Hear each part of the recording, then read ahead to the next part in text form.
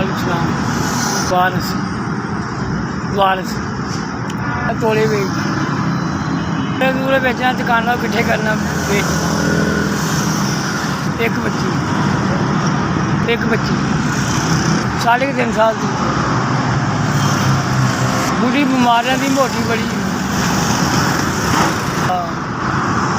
एक बेटी अल्लाह ताला ने दी बस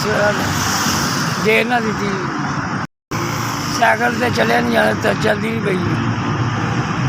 गरीब आदमी की करिए रोटी पूरी करने बड़ी मुश्किल महंगाई बड़ी हो गई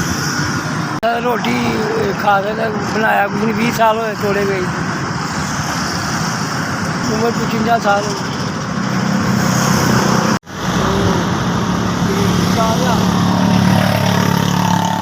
4,000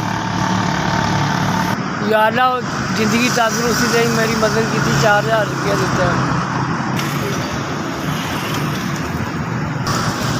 जिन्हें गरीबों को पैसे दिते अल्लाह ने ज़्यादा दे मदद की अल्लाह ने जिंदगी सेहत तंदुरुस्ती दे अल्लाह होर दे ज़्यादा जिन्हें अल्लाह ताला जिन्हें पैसे भेजे अल्लाह शुक्रगुजार है उन्होंने तंदुरुस्ती सेहत दे अल्लाह ताला उन्होंने ज़्यादा दे पैसे बचाए अल्लाह ताला उन्होंने होर ज़्यादा दे।